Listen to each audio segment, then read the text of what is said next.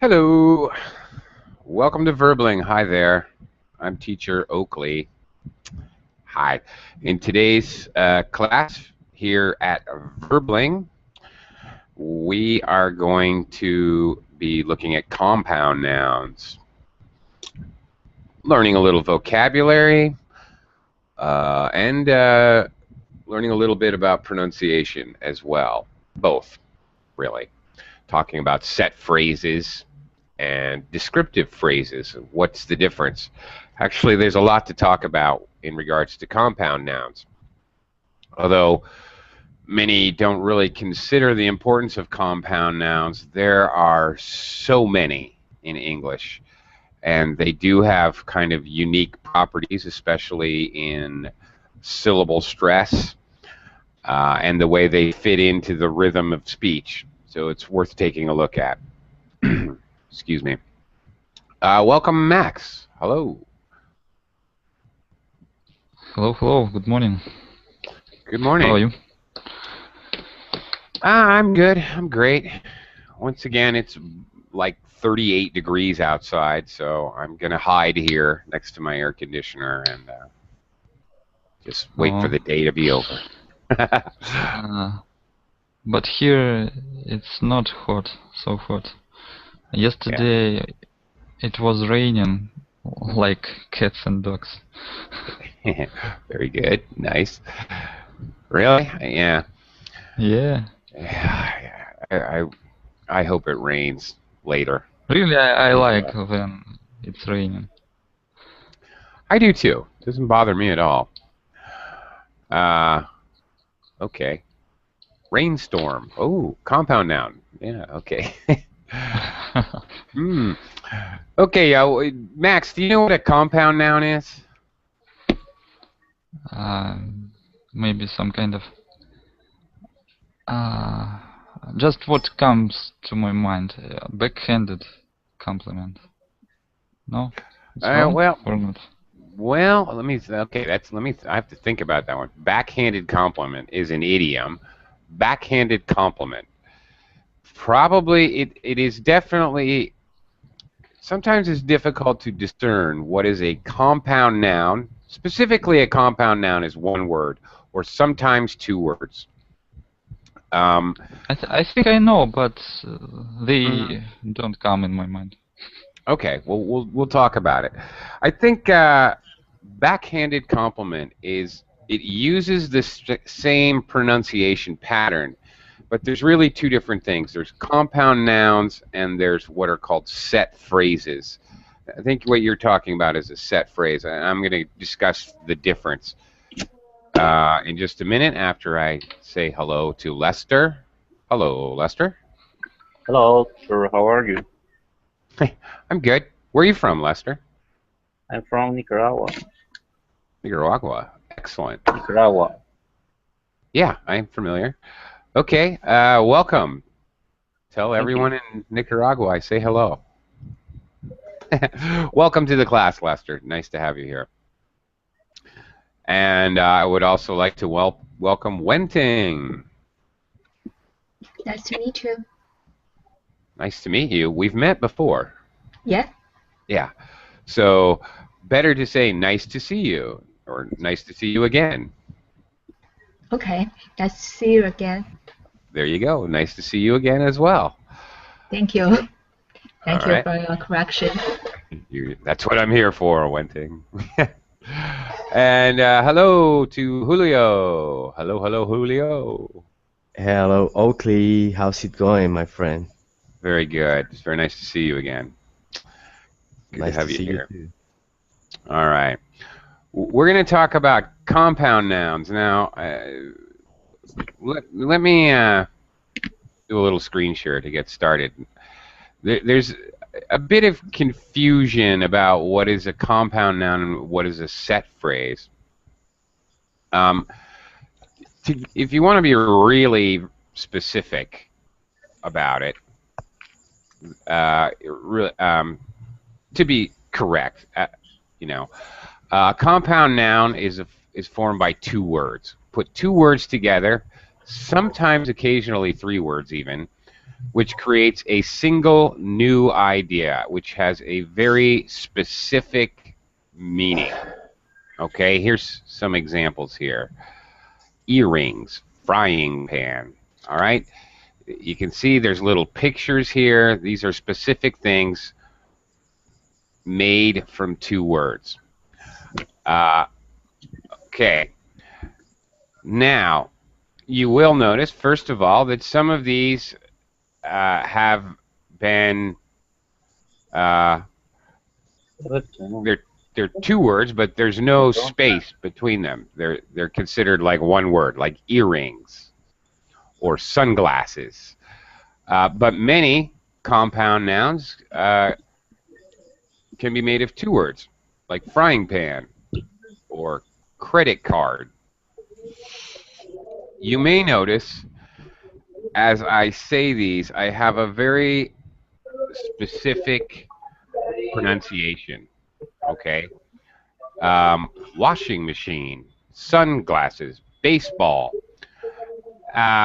Here's the deal. The first word in the compound noun is going to have primary stress. That is, primary stress is when we fully pronounce the real vowel sound, first of all. Secondly, sometimes we actually say it louder. Third, we use a higher pitch. We use a higher sound, a higher tone for a primary stress. And fourth, sometimes we actually stretch the sound. We draw it out a little more. Okay. Tin opener. By the way, Americans say can opener, but can, tin is British, can, American. Same idea though. Toothbrush. Now, you'll notice toothbrush. The first syllable or the primary syllable of the first word, so the first word may be a two-syllable word, like washing machine. Okay, whatever's the normal primary stress syllable is going to be stressed. In the second syllable, however, we have something else going on. Eyeball, okay, sure. Very good, Max. Lester, can you give me another example of a compound noun? Choose China.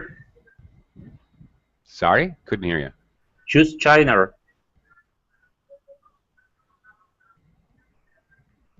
Tooth shiner? What? Yes. Yes. Okay. I don't know what a tooth shiner is. You mean toothpaste? Yes. Oh, there you go. Okay. Toothpaste. All right. Toothpaste. Very good. Now, toothpaste. The first word gets primary stress, and the second word does not. The second word gets what's called secondary stress. It is also stressed, but it has all the same qualities. It has full vowel sound.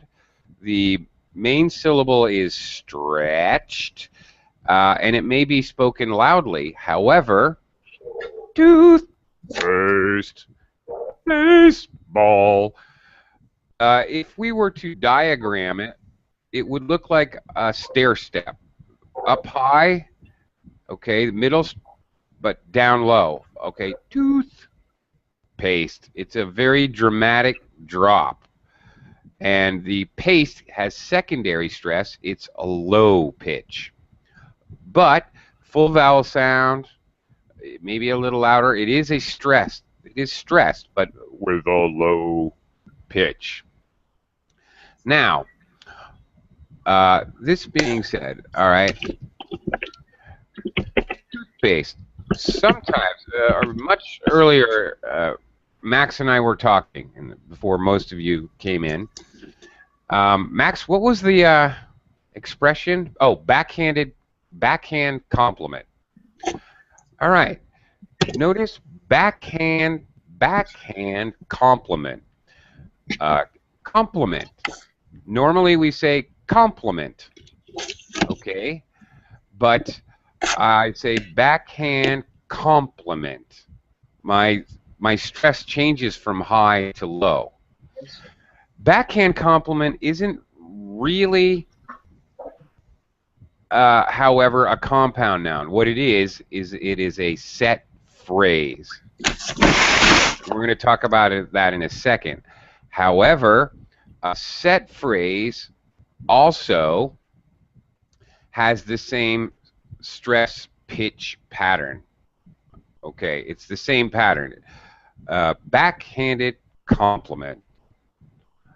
Earphone, thank you, Wenting. Sewing machine, Julio. I'm not going to even repeat that. Any case, you can hear this. For example, you take the word conditioner. All right, conditioner. You can hear the stress in the middle. Dish, conditioner. All right, but when I combine it with air, now it becomes air conditioner. The stressed syllable or vowel sound becomes conditioner. Conditioner. It's low. So instead of conditioner, air conditioner. Do you notice the difference in my tone when I pronounce conditioner? In conjunction with another word to form a compound noun. Air conditioner is a compound noun. And okay, so it works the same in a set phrase. And this is very interesting because sometimes it's hard to tell. Difficulties. Let's talk about difficulties with compound nouns. One that I have very commonly. Sometimes I can't remember how to spell a compound noun simply because I can't remember, are the two words together or are they separated? Quite honestly, I run into this problem all the time. I recognize that the word has the stress pitch pattern, but I can't remember. Is that one word or two words? Bridegroom. Is that one word or two words? I have to think about it. Sometimes I can't tell. I have to look in the dictionary. I can recognize them because of the pitch pattern. All right. You guys are giving me a ton of examples of compound nouns. And thank you. That's great. Terrific. But that's great. But I want to also talk to you about how this pitch pattern works, this stress pitch pattern. Okay. Now we're going to have a little fun here. I assume, since you're all writing in the Verbling chat, that you can all see it. Okay. Wenting, I'm putting Yes. something up here. Hi. Put it up there twice, not intentionally. Okay, I want you to carefully pronounce this, what I put. A This word. ponytail. Okay. I One more don't know. time. A ponytail. Okay. No. Okay. Why? Because do you know what is a ponytail? Wendy? I don't know. Oh, there's the I problem. do not know the word pony. Pony? Okay. Giddy up. It is. Yeah. It A is, small horse. mhm. Yeah. When you have Oh. you have this long hair, and you just comb it in a way that you can make like a tail Yeah. from your I don't hair, have like enough if you were a hair. pony. Yeah. See, I'm trying, but I don't have enough hair. Have you ever had a ponytail, Julio? I used to have one. It was very short ponytail. Yeah. It was more like a rabbit tail. Okay. Okay. I had a ponytail. All right. Now, back to you, Wenting. Furthermore, okay, um, when we're talking about this hair thing, okay, this is a very specific thing. All right, so this is a compound noun. So we use compound stress pitch pattern. A, a ponytail, and tail is very low. A ponytail, it's a hairstyle, okay? A ponytail. However, all right, if we're actually talking about a small horse's tail at the end of their body, then it would become a pony's tail. And it's much more of a smooth transition, not stair step like compound noun pitch pattern.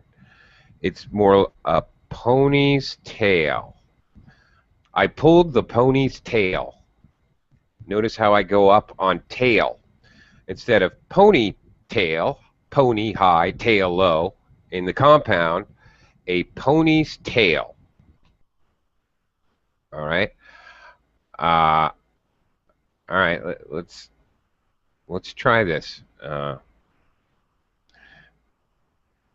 Okay, just for fun. Julio, read this sentence. Okay. I pet a hot dog. Well, really? You pet a hot dog? I pet, I pet a hot dog. I pet a hot dog. All right. Okay. Because it's going to sound quite different from the second sentence. Try the second one here, Julio. I ate a hot dog. I ate a hot dog. Yes, very clear. All right, that was very clear and smooth. Hot dog. High, low. I ate a hot dog. Yum.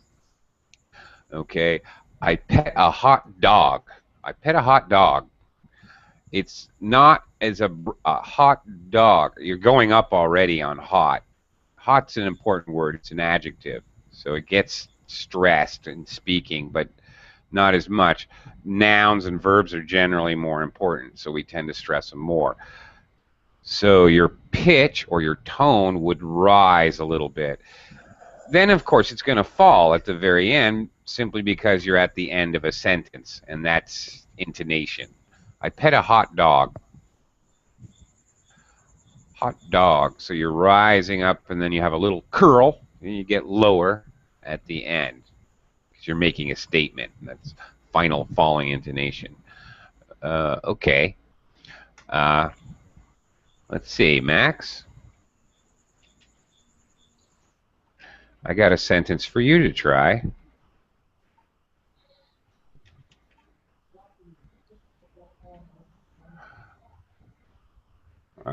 Max, try this one.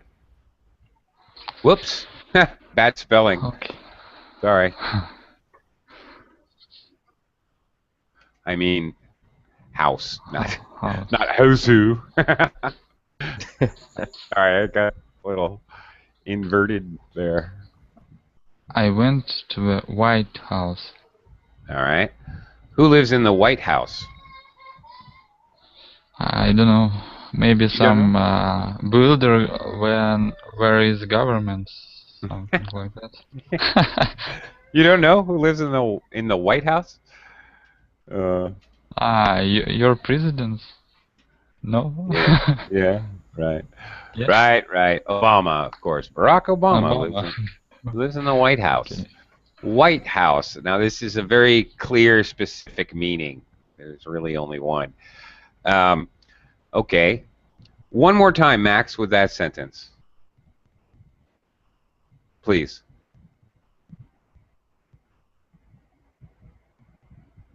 Max? Where'd he go? He vanished. Okay. Lester, why don't you give it a try? Same sentence. I went to the White House. I went to the White House. It should be a very dramatic, in compound noun, it's a very dramatic difference. White House, baseball, keyboard, hot dog, high, low. It's a very dramatic and sudden shift in tone. Okay, usually in intonation when we speak, we sort of like waves go up and down when we speak, and it's part of rhythm and part of speaking. Your highs and lows blend together normally, but in compound noun, it's very abrupt and sharp drop. I went to the White House. Okay, Lester, stick with me here. Try this next one. I live in a White House. That was perfect. Okay. Now, I live in a white house, a house that is the color white, just a normal house that we all live in. Okay? That was actually perfect. Very good intonation. Nice job. Okay, that is called a descriptive phrase. So there is a radical difference in how we pronounce a descriptive phrase. All right. Whoops.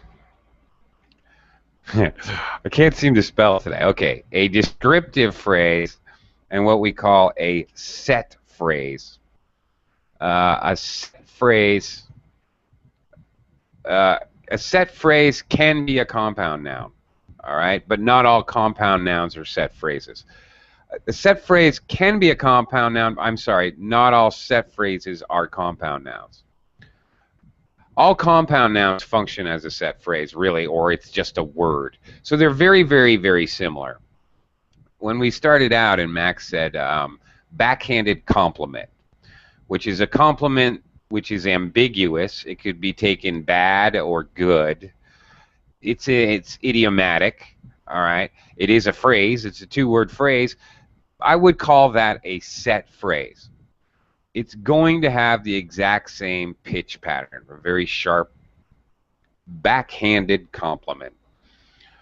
Instead of compliment, he gave me a compliment. Backhanded compliment. Le, mint. You have that secondary low pitch. Okay? So the sound of the word compliment changes. He gave me a compliment. He gave me a backhanded compliment.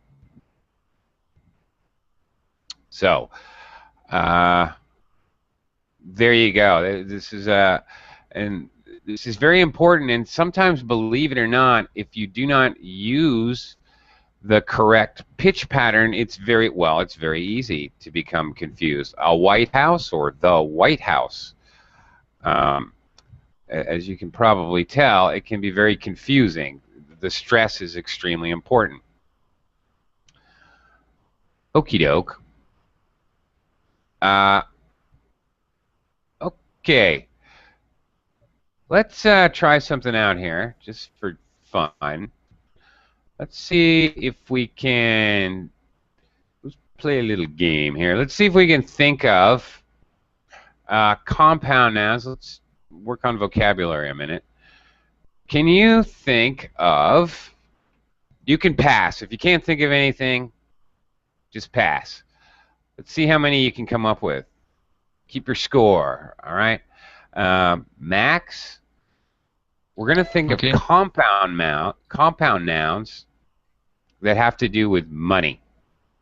IT machine. ATM machine. ATM. Okay. No, it's not. ATM. Actually, all right, that is great. All right. Brakes. Throw the brakes on. Max, you're feeding me material today. You're like my secret assistant. All right? That is great. I love that. Okay. ATM. Notice ATM. I'm kind of using the same pitch pattern. I have ATM, ATM. Do the same thing. Another acronym. These are acronyms, by the way. Capital letters represent words. All right. You're going to hear the same thing, like ID for identification. I need to show my ID. ID. High, low. So this is actually very interesting. They also have the same pitch pattern. Okay, the UN. How come the UN is doing nothing? UN. So actually, it's interesting that you say that. FYI. Very good. Commonly, idioms are ASAP, ASAP. To some degree, but not as much. And also, sometimes we pronounce ASAP. ASAP. We pronounce it like it's a word, like one word. Okay, but anyway, they perform the same way. And similarly, cases where you wouldn't necessarily think about. All right, I'm going to come back to the exercise, but Max has forced me onto a new track here. So I want to point out a couple other things here. Wenting, how do you say the name of this city? I don't know. Maybe. You're not a Vegas? gambler. You don't gamble, do you? Viva Las Vegas. It's Las Vegas. Las Vegas. You also hear this same compound noun pitch pattern in the names of cities, in particular names of cities that have two names. Buenos Aires, San Francisco, Los Angeles, New York City. New York City. So this is also common to hear this same pitch pattern in acronyms, in cities. Here is something really, really weird that you definitely should know. Okay. Well, let's try it. Hello, Ken. Welcome to the class. Hi, Ken. Yes, hello, how are you? Just terrific. Although I seem to be afflicted with some kind of disease wherein I can't spell anything today. That's okay. Hopefully I'll recover. Ebola. The first sign of Ebola. You can't spell English. Ah! Yeah. Ken, can you just carefully pronounce this? Can you see the verbaling chat? Okay. Yeah. Yes. Oak Street. That was perfect. Very good. Ken clearly demonstrated again the not compound noun pitch pattern. Oak Street. Oak, much higher pitch. Street, much lower. Very good. So again, we see this pitch pattern, but hold everything. Hold the presses. Ken, stick with me a minute.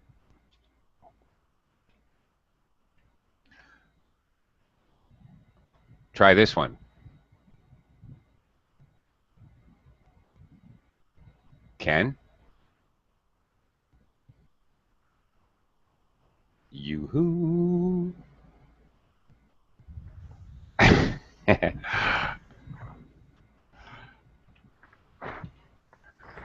Ken, are you there? Yes. My mic free, so I can talk now. Okay. Ken? Yes. Can you read the one under Oak Street? You were perfect on Oak Street. Can you read the next one? Next one, LOL. What? No. The one right under Oak Ah, Street. okay. While I was Oak Road. no, Oak Road. that was a trap. I sent you right into a trap. It was a setup. It was an ambush. Ha ha! I gotcha. Okay, here is one of those weird English exceptions which I cannot explain. I have honestly, I have no idea why this is so. When we have the name of a street, okay, Oak Street, very clear, like a step, compound noun, pitch pattern, very clear. However, Oak Road, Oak Road, it's almost the opposite, like the stairs are going the other direction, going up instead of down. Why? I don't know. But it doesn't even matter. We have many words for road in English. Road, way, trace, highway, boulevard, place, num, uh, numerous ways to say road in English. Only when we use street do we use compound pitch pattern. With every other spoken way to say road, we actually use opposite. I have no idea why this is true, but it's true. If you listen just a sec. Oak Street, Oak Road, Oak Boulevard, Oak Avenue, Oak Way, Oak Trace, Oak Highway. It's the weirdest thing. The Bay Bridge Highway. Okay. It's a weird thing, but something you should be aware of. Oh, all right, let's go back. Yeah, the old. Oh, yeah, that was the old bait and switch. Very good, Julio. That was and it was an excellent example of what we call bait and switch in English. It's an idiom. It means when you fake somebody into doing something or thinking something is or buying something and then you switch it at the last minute. Yeah, I did the old bait and switch. You're right. Okay. Back to, I just wanted to point out those specific areas of set phrases, cities, acronyms, and the whole funny, weird thing with street. Okay. Let's, just for fun, you can keep score if you want to. See how many of these we can get. Think how many acronyms can we get involving money? Julio, your turn. Can you think of one for money? Moneymaker. Shake your money maker. Money maker. Yeah. Okay. Well, okay. That is a tough one. Julio, what is a money maker in your brain? Moneymaker in my brain, Yeah. it's when I hear that word, I think about someone who is able to make a lot of money, or maybe Okay. something that is going to give you a high profit. Like, Oh, okay. Oh, yeah. All right.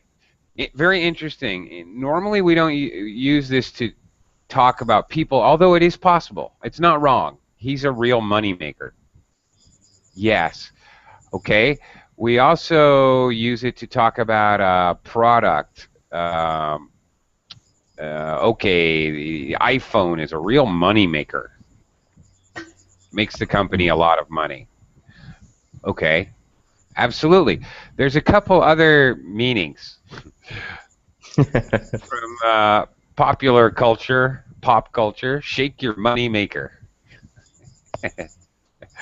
It could be your butt, but really shake your money maker. It's a very famous song.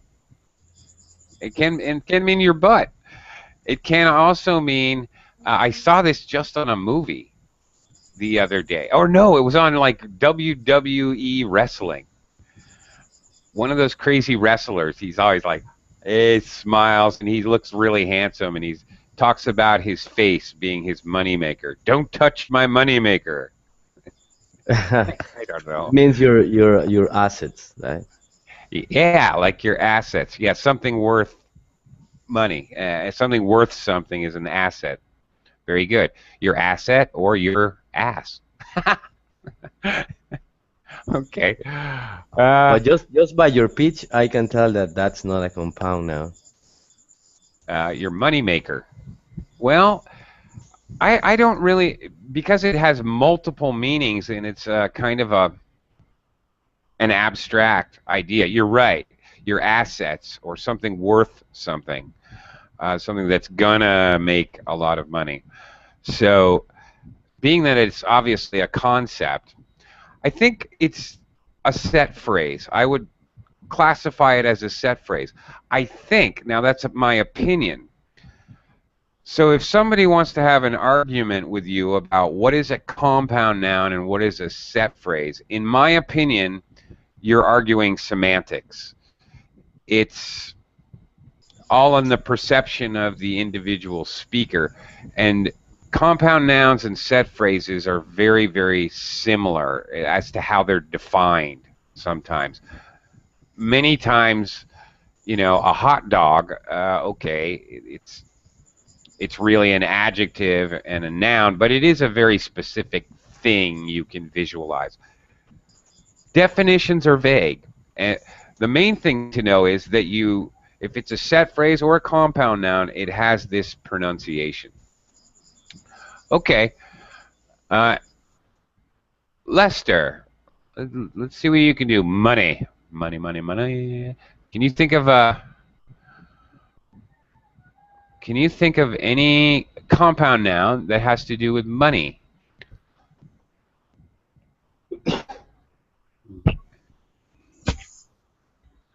I don't have an idea. Do you have any money? No. No idea, no money. Pass. Yes. Okay. Here's the deal. You all can pass, and I can still think of one. I'm the winner. Okay.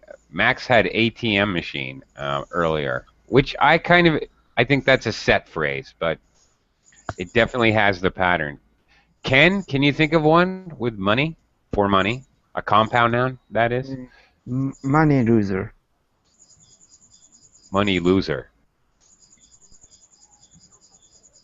I don't think so. Sorry. Money. I have a Loser. Oh, as opposed to money maker? Yeah. Money maker. Money. I have Yeah. Okay, go ahead. no, please Go ahead. continue. I just wondering, money producer. Yeah. No. No. The idea is that there would be a very commonly spoken thing and a very commonly known thing as a specific thing. Julio, you had a comment? Yeah, I was gonna say that I have a few of them. It's like dollar bill, cash flow, bank Cash teller. flow. Yeah. Dollar bill. Yep. Bank teller. Exactly. Bank teller. Oh, good. That's a very good one. Okay. That's right. And of course, there's tons if you're going to talk about economy. You can figure out even more of them. Yep. I'll throw out one that challenge, since you had so many. Do you know what a sawbuck is? A sawbuck. Sawbuck. Has to do with money. No, I don't know that one. Okay. A sawbuck is a $10 bill. I have no idea why. I used to know that, actually, but I don't now. Okay, there's another one. What's a 20 called? Wait, there's like little nicknames for different denominations, amounts, 5, 10, 20. Okay, let's move on. Let's go to the kitchen. Lester, can you think of something in the kitchen that is a compound noun? Maybe knife set. Knife set. Knife set. Knife set. I have a new knife set. I have a new knife set. Ooh, that is a very debatable one. I am not sure if that would be considered a set phrase or if it's a descriptive phrase. Here's the other thing with these kind of phrases. All right, your second word is set, right? Croquet set. Okay. Knife set. I think it qualifies. It's difficult to tell when you have the second word, especially like set, and it's a very general word, and there's like 8 million kinds of sets.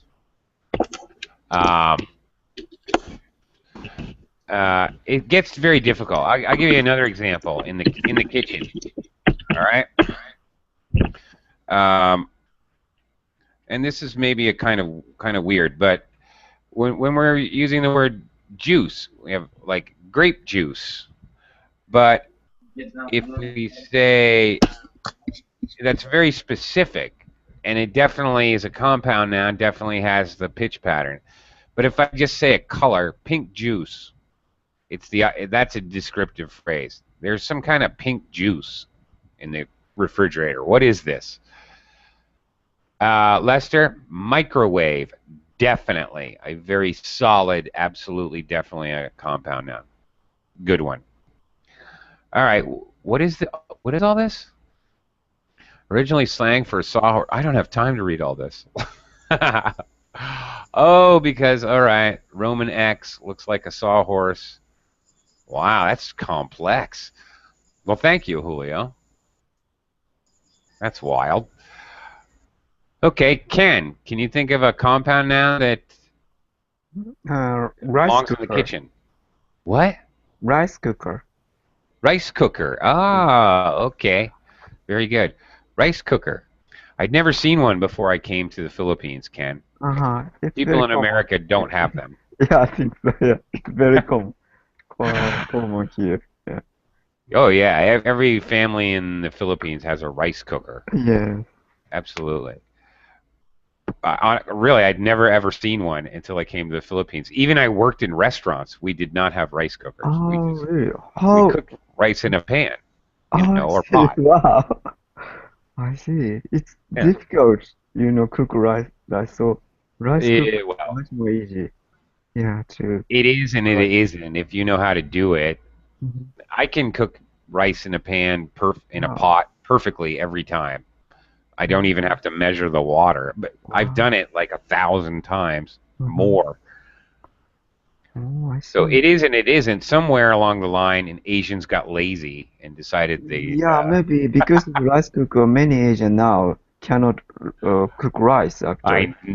I've Yeah. noticed that. I have noticed that. That's right. And if they try to cook with a pot, they burn the bottom of the rice. Even my wife does that. I'm like, what is wrong with you? Let me cook the rice. Get away. Get out of the kitchen. Okay. Anyway, Julio, can you think of any compound nouns that belong in the kitchen? Okay, frying pan, Frying pan. tablespoon, Tablespoon. Perfect. cupboard. Cupboard. Ah, very good. Now, okay. That's great. That's an interesting one. Cupboard. You put your dishes in the cupboard. By the way, that's an interesting one. I say it's an interesting because it's made up of the words cup and board, but now we commonly don't even pronounce the P. Well, it's very difficult, if not impossible, to pronounce P and B together. Cupboard, cupboard. Yeah. So cupboard. Very good. Excellent. Okay. Plus, there's a lot of different kinds of food. Can you think of any food, Lester, that is a compound noun?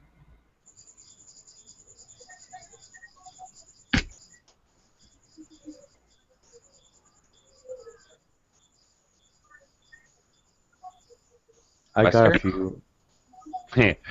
You do. Meatballs, fried eggs. Meatball. Yeah, okay. Fried eggs. Fried eggs. Fried eggs? Is fried eggs? Meatballs, definitely. I Lester? You got any? I feel like you're struggling to speak, Lester. I want to. I can't tell if you're trying to speak. I feel like jumping through the internet and giving you the Heimlich maneuver. I have a question, teacher. Yes. Uh, I was arguing this with another English teacher, which actually a Mexican teacher, so probably he didn't know. Um, it's about eggs. So if you Yeah. have for me in my head, I have two types of eggs, like the fried eggs and the scrambled eggs. But he told me that there is this sunny side up or something eggs. Yes. So they Ah. are like, what's the difference between that and fried eggs? Okay. I I feel fully qualified to explain this to you. Uh, yes. Sunny side up. Okay. Now this is kind of odd because. All right. Do you know what an over easy egg is? Over easy is that is not is the yolk is not cooked. It's still. I think it's that, no? That the yolk is still like liquid. The yolk. Um, Yolk. Yeah. yolk. Yolk. Yeah. The the joke is still liquid. The yolk. The yolk is still liquid. That's right. Okay, look, we have in English, Americans or Brits or Aussies or whatever. We want a fried egg. Sunny side up is a type of fried egg. Okay, but when we have a fried egg, we don't just say we want a fried egg. We specify exactly how we want it cooked. Sunny side up means you drop the egg in the pan and it cooks, but you never flip it over, ever. You just slide it out of the pan. So the very top layer is basically not cooked. It can even be raw. Okay. If you flip the egg very quickly and then slide it out, the yolk's still running, it's over easy. If you flip the egg and it's like lava, it's still liquid but very thick liquid, it's over medium. If you flip the egg and continue to cook it until the yolk is solid, it's over hard. Ta-da, ta-da. Okay. And then scrambled, but there's also poached, where you crack the egg and drop it in water. Hot water, obviously, very hot, but not boiling, or else the egg would break all apart. In just barely under boiling water. And then you cook the egg in there. Again, you can still cook the egg so that the yolk is runny or medium or hard. And then there's soft boiled eggs where you boil the egg in the egg. And again, you can have a 4-minute egg, a 6-minute egg, an 8-minute egg, depending on how soft or hard you want the yolk. There you go. Very interesting. Also, there's omelets. Now I'm starting to feel like Forrest Gump. Yep, you get your shrimp casserole, your fried shrimp, your broiled shrimp, your shrimp etouffee, your shrimp jambalaya, your shrimp gumbo. You get your fried egg, your boiled egg, your sheared. There's also something called sheared eggs. The British people they bake them in the oven. Now, going back to compound nouns. That's very complicated. Fried egg. Yeah, I like a fried egg. Yeah, I guess that fits. Scrambled egg. I'd like some eggs. Some eggs. Yeah, definitely has a different pattern. All right, a dozen eggs. Oh, there's one. Sometimes we have definitely not a compound noun, but definitely a set phrase. A dozen eggs. Because most people buy eggs by the dozen, or in many countries. Um, Okay, Max outside the class. Watermelon. Half-baked. Okay. Half-baked. Okay, good one. Sort of belongs in the kitchen, but it doesn't, because if it's half-baked, it's not cooked. Usually, we have half-baked with another word. For example, a half-baked idea. Set phrase. Idiom. Definitely an idiom. Half-baked idea. Ken, do you know what a half-baked idea is? Maybe I'm in the process of thinking of that idea. Okay. Yes, it can mean that you're in the process, but I kind of. Really, not really. Really, it means an idea that wasn't thought through completely. Mm-hmm.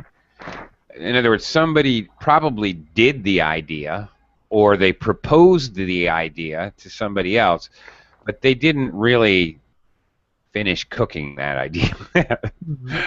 They didn't really consider that's a half-baked idea. Everybody on Earth would die if you did that. Come on, think that through. So yeah and no. It's not that, oh, we're still thinking about it. It's that you're actually presenting this as an idea, but you didn't think enough about it. Okay. Ken, Mm-hmm. any more compound nouns for food? Food.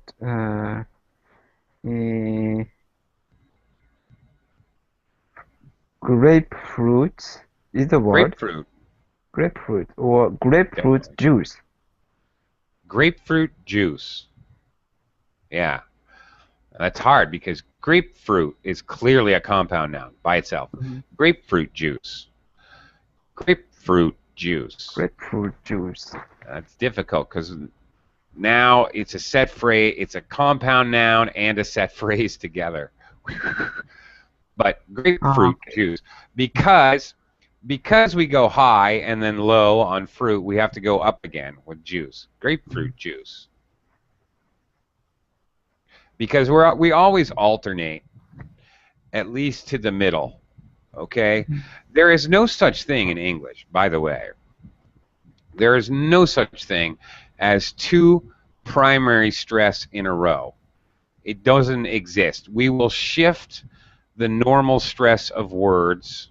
We will change the normal stress of words to avoid that at all costs. It can't happen. And I'm talking about too high-pitched or primary stress or too low-pitched secondary stress. Doesn't exist in English. Teacher, I have a question there. I was arguing about this with a teacher when it comes to the word Japanese and people together. So I think I understood that you have to stress Japanese at the beginning if you have people there after Japanese, because you cannot have Japanese and people which have the stress at the beginning and Japanese the stress at the end. And he told me that I was wrong, but it didn't sound natural to me. What do you think about that? I don't really get what he said, but this is the fact. I don't care. I know this is true. Japanese has primary stress on the final suffix. Long E suffixes get stress. 17, volunteer, entree. Okay, the stress is in the last syllable. Just Japanese by itself. All right, well and good. People obviously has first syllable stress. People. So now you have a conflict. As I just said, you cannot possibly have two in a row. You just cannot do it. Japanese people. I would change the stress of Japanese. I would say Japanese. Instead of Japanese, I would say Japanese. All right? I'm changing the stress. I'm stressing Japanese people. I keep the second word the same.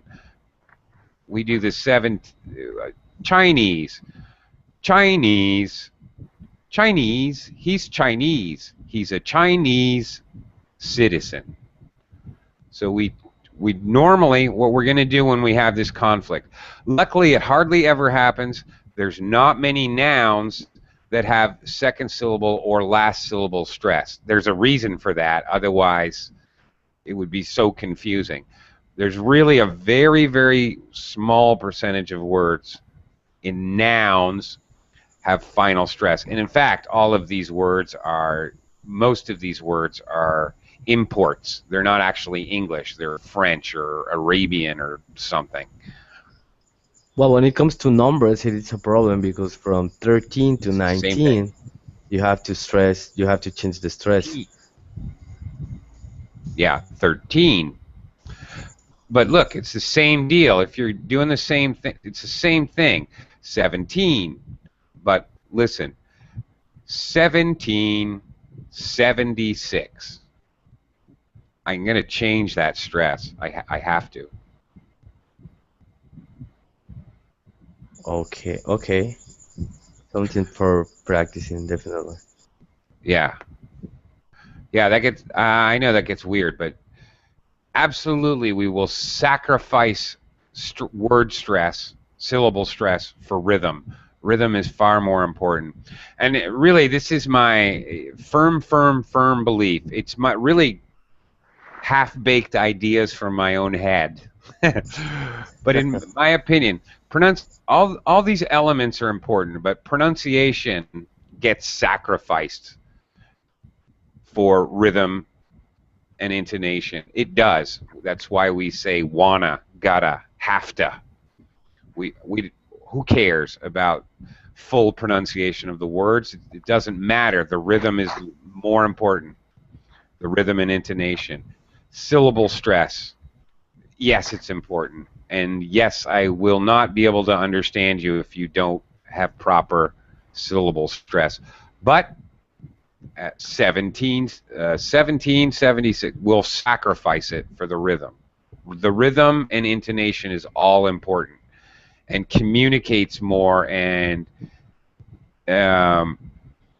aids in the listener's comprehension a lot more than pronunciation or stress. And the proof is in the pudding, as we say. The proof is in the pudding. The proof is in the results. We never, ever mess around with the rhythm. We never, ever have two primary stresses together. We don't do it. We won't do it. But we will sacrifice stress. We will definitely sacrifice pronunciation by shortening words. And I mean, that's why we have contractions. So it's a very interesting area. But yeah. So anyway, that's how that works. We'll change the stress if we have to. And that goes for, a lot of this lesson was about compound nouns. If we have to, that's exactly why we change the stress in the second word in compound nouns. It's the same idea, actually. So we can alternate that high-low sound to keep the rhythm going. Like the ocean. Okay. Any other questions? We only have like a couple minutes left. Any questions about compound nouns or stress? Yeah, 70 and 17 thing is very difficult to distinguish for the listening. That's why you really have to exaggerate it. In 70, sometimes when a native speaker says 70, that is 70, you don't even hear the T at the end. 70. You barely hear it. 70. $70. $17.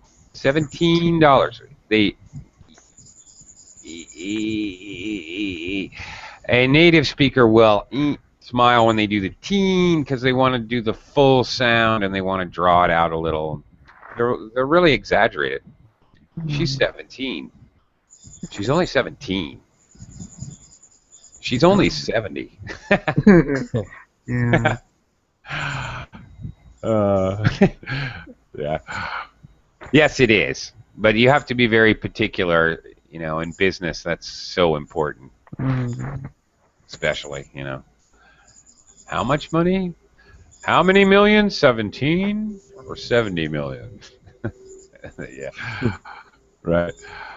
Okay, gentlemen. Thank you very much. Thanks for sticking with me to the end, braving it out. Everybody else ran away. They got scared. You guys are brave. Thanks a lot. And I'll see you Lunchtime guys for you, I guess, right? next time I'm verbally. No, I had lunch just before. I have another class to do. Private Okie class. dokie. Okay. Thank you. See you guys. See you. Bye. Goodbye. Bye bye. Bye-bye.